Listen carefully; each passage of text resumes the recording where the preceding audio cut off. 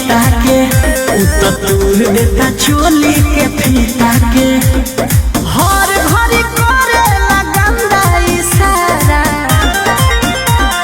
रंगे में दोबारा बफरले दोबारा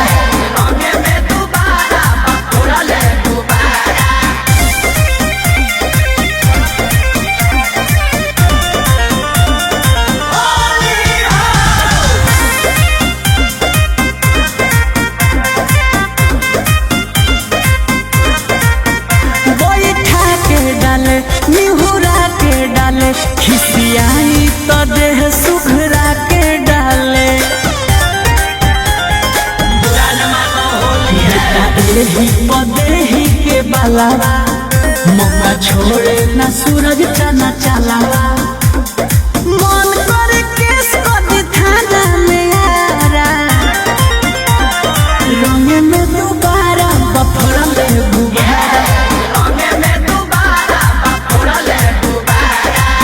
बचका दलस होली में।